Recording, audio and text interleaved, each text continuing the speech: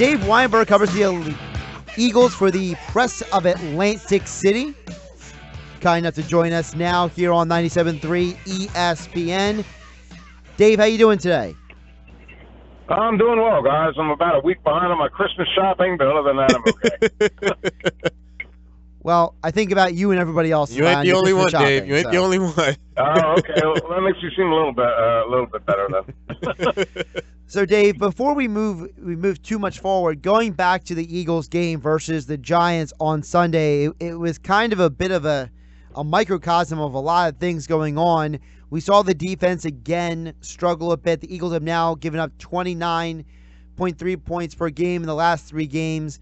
We saw Eli Manning throw for the most yards he ever has against the Eagles in 28 games. So is this just a stretch of games the defense has struggled, or is this something to be really concerned about with the Eagles? Well, if it was just one game, I would say I would kind of brush it off. But it's been 3 games in a row now where they haven't played very well, going back to Seattle and the Rams. So there's something wrong there, and they've got to figure out a way to fix it by the time the playoffs come, or they're going to be in serious trouble. What do you think has to be fixed? Is it the tackling? Is it the coverage? Is it Jim Schwartz's play calling? What do you point to that it is? The tackling is the biggest issue. There were a lot of yards gained after the catch with the Giants. You saw Rodney McLeod, Jalen Mills, Ronald Darby, a couple other guys really struggling to bring guys to the ground. The problem is, though, you can't that's something you really can't work on at this point in the season. I mean, the NFL rules being about practice being what they are, most practices nowadays are pretty much glorified walkthroughs, just to keep the guys healthy, I guess, is one of the reasons. But that's something that has to be worked on in training camp and stuff. So it's just, I guess it just behooves the player to go back to what got them to the NFL. I mean, they're in the NFL for a reason. They know how to tackle. You should learn that back in high school. So I guess they just have to channel their inner player and just find a way. I mean, you don't have to put on any highlight reels on ESPN or anything. Just bring the guy to the ground. Just find a way. And if they can do that, they're okay. If not, then they're going to have some trouble, especially in the secondary. Patrick Robinson started the week in the concussion protocol. How important is he moving forward, especially considering the next 2 games you're playing the Raiders and the Cowboys, 2 teams that, yeah, they might sit starters for those games, but somebody's got to get reps out there. And if it's not Darby and if it's not Mills, you assume it might be Robinson and Douglas, right? Yeah, I mean, Robinson's had an outstanding year. He might be the best slot corner in the NFL this year. That's how well he's been playing. So if you don't have him, that's going to be a big loss. I would assume, you go with Mills and Darby, and then you put Russell Douglas back in there. I don't think that Sidney Jones is quite ready yet. They do have another week or so before they have to decide what to do with him. But Jim Schwartz kind of indicated that he's pretty far behind as far as preparation goes, both physically and mentally. So I don't think you'll see him until next season. So I thought that Russell Douglas was actually playing fairly well.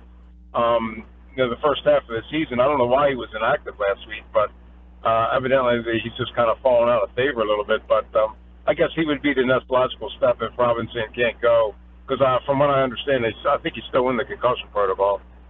Dave, looking at Nick Foles' play last week, albeit against the Giants, I was one of those people that said a wait-and-see approach with Nick Foles. I wasn't big on him when we had him the first time. But he showed me a lot last week just as far as being able to make plays when they were there. Like when he eluded the rush and made that big-time throw, even though it became pass interference. Is Nick Foles better than what I say last time? Well, there were a couple of my peers were really. I was talking to them like at halftime and after the game, and they were like really down on him. And I'm like, "What are you looking at? He threw 4 touchdowns with no interceptions. I don't know what more you want from the guy. I mean, he's not gonna. Well, he's certainly capable of throwing, deep passes. And he proved that in 2013. And when you have the running game that the Eagles have, when you have Jay Ajayi and LeGarrette Blount and Corey Clement, you don't really need a guy to throw for 300 yards if you don't have to. So I think he's perfect for what they need right now, which is a game manager or a guy who can actually step up if you need him to. I mean, he's certainly capable of carrying the team, let's say, for like a couple games if that's necessary. I think he's not just this run-of-the-mill guy who came off the street. I mean, he's played in the NFL before. He has more starts in the NFL than Carson Wentz has. So I think that those guys are kind of doing him a little bit of a disservice, to be honest with you. Best case scenario, whatever happens this season, I mean, losing the playoffs, make Super Bowl, whatever, you have a good problem on your hands because Nick Foles, we just talked about, can play, but you have that uncertainty with Carson being hurt. Is this an audition for Nick Foles for other teams next year, or do you say if you're the Eagles, we need this guy because we don't know what we have with Carson Wentz coming off the ACL? I'm sorry, you got to repeat that one. I'm sorry, I didn't hear you. Basically, I said that Nick Foles is playing well, and you know what you have in him, but the uncertainty of Carson Wentz coming back next year, is this an audition for Nick Foles for other teams? Do you shop him to get another draft pick or something of that sort, or do you keep him for insurance for Carson Wentz? I still ain't get you, but if you're asking me if Nick Foles is capable of being the starter, the answer is yes. I don't think Carson's going to be ready for the beginning of next year. So I do think that Nick is certainly the guy that you would most want, I think, to be the starter, at least until Carson gets healthy again. He's going to draw some interest maybe for the rest from around the league, but I think the Eagles are pretty committed to him. He's a perfect fit for what they do. I mean, he's shown that. He's worked with Doug Pederson in Kansas, or no, he didn't work with him in Kansas City, but he's been in kind of like that similar system with Andy Reid in Kansas City, so he kind of knows the offense. He's been around the team for since OTAs of the season. So, if I got your question right, I think he is the guy that you would go to if Carson isn't ready. Dave, switching back over to the defense, we've already talked about the secondary a little bit, but has their success this season been mostly masked based on how well the front seven has played? Was that there's obviously been a big pass rush, and that's been one of the best things about the Eagles' defense this year. But I mean, can the secondary actually come back up to speed and be successful in the playoffs if they can generate this pass rush? I mean, do the Eagles trust these guys back there to do that? That's a good question. If you're asking, if Ronald Darby's 100%, he's certainly capable of doing that. And Jalen Mills is he's a legitimate shutdown corner, I think, when he's focused. And when every corner's going to make mistakes. Every corner's going to get beat every once in a while. But you can do a lot worse than Jalen Mills and Ronald Darby back there. I think Jenkins and Rodney McLeod are certainly as good a safety tandem as you're going to find. But that being said, they do need to put pressure on the quarterback. I mean, that's how teams pretty much live and die. I mean, even the best secondaries, they can't cover, a receiver forever. So you need that front seven, specifically the front four, to get to the quarterback as often as possible. Rattle the guy, get him out of his rhythm, make him throw before he wants to, make him go to guys he really doesn't want to go to. That's the way that your defense is going to have success. And also, with these next two games coming up against the Raiders and the Cowboys, and obviously the Eagles have, I mean, it's a slim chance now because the Vikings are playing the Packers without Aaron Rodgers, but they could potentially wrap up the #1 seed before they even play on Christmas night. I mean, do you agree with resting players, or at least in my mind, I think they should be playing Nick Foles and playing the win at least on Monday night, and then maybe play the starters for about a half in Week 17 against Dallas, as long as the #1 seed is wrapped up. I mean, where do you lie on how the Eagles might utilize the rest for these players going into the playoffs? Well, Doug says he has a plan, but he hasn't formulated it yet.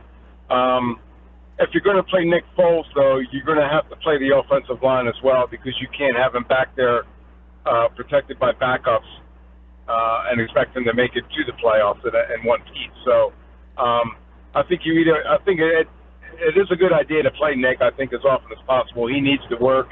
He's pretty much sat on the bench the whole year. I'm kind of in your corner there. I think certainly if they don't have the home field wrapped up, you got to play to win on Monday night. But even if they do, I think maybe you play the starters maybe a half for each of the next two games in order to just keep them fresh and focused, and then back off a little bit and let Nate Sudfeld get some reps, because you never know when he's always one play away from having to go in there too. So I think you need to get him a little bit of action at quarterback if you can. And you mentioned Nate Sudfeld right there, Dave. I mean, the Eagles seem to like him, obviously, because they brought him up from the practice squad when other teams were trying to pry him away. I mean, would you personally trust Nate Sudfeld if Foles were to go down? Obviously, the chances for a victory in the playoffs go a lot further down if Sudfeld has to be thrust into action. But do the Eagles actually think he is capable of running this offense as well as Wentz and Nick Foles? That's a question for them, I guess. And they're going to say yes, of course. The fact that they, Indianapolis wanted to bring him to their active roster and the Eagles blocked that tells me that they have a lot of, that they think Nate has a lot of potential. Now, he hasn't played since the preseason when he was playing for Washington, so I don't know how capable. I think you're pretty much going to kiss the Super Bowl goodbye if Nate Sudfeld has to go out there. However, I've been surprised before. I mean, there were times when I didn't think guys were capable of carrying a team, and they wound up doing it. I mean, I wouldn't put Jeff Garcia in there in that same class, of course, but because Nate doesn't have any experience. But I mean, they've succeeded with backup quarterbacks before, but I think Nate's kind of I don't know if he's ready for that kind of environment yet. So, Dave, what you're saying is that you don't think Nate Sudfeld and A.J. Philly are that common, or? I don't think he's capable of taking the team to the Super Bowl. If that's what you're asking me, yeah. Gotcha. Although I don't know because I've never seen him play. So. Right. Dave Weinberg covers the covers the Eagles for the Press of Atlantic City. Joining us here on the Sports Bash on 97.3 ESPN. Dave, you mentioned what Pederson has said earlier, and I think we've kind of lost track of the conversation that started the year about Pederson, about the fact of the comments that were made about Pederson, about how unqualified he was, so-called, coming into this season, and some of the criticism locally and nationally about him and his play calling and this and that. And now that the team is 12-2, I know a lot of that conversation has gone away, but I do want to ask you, from your observations of Pederson the last 2 years, how has he come along in your eyes as a head coach? How has he improved and evolved as a head coach? What are the areas that have really stood out to you? Well, I mentioned this before, that I think it's been more impressive the way he's grown off the field with the team as opposed to just his game day decisions and play calling and challenges and things. It's just the fact that he's emerged more of a leader, more of a mentor, I guess, to a lot of guys too.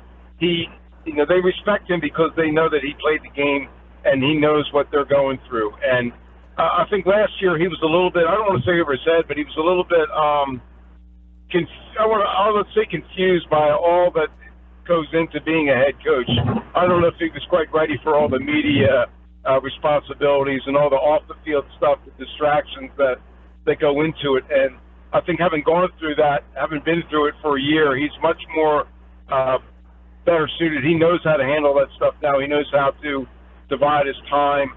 He's formed a veterans committee among the team that he goes to frequently for advice and for just to lean on them to just take the temperature of the locker room. Although he's in the locker room quite a bit himself.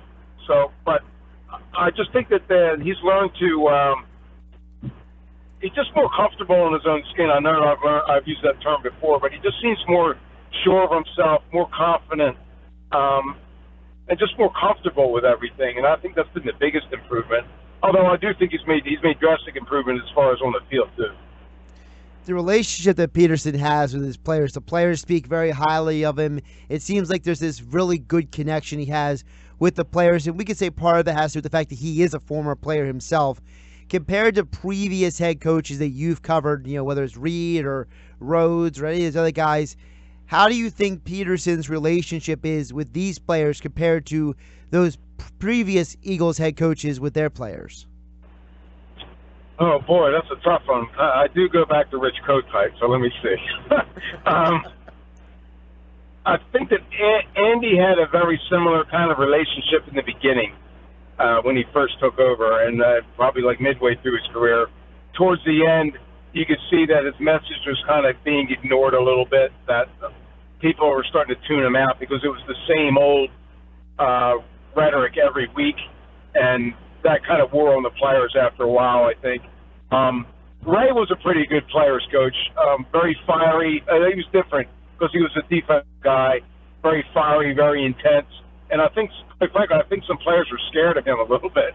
But Chip Kelly was a total waste, to be honest with you. I mean, that act works well in college, and good luck to him at UCLA. But that just doesn't cut it in the NFL. I mean, you can't treat men like they're 18 years old. It just doesn't cut it. You know, they saw right through him.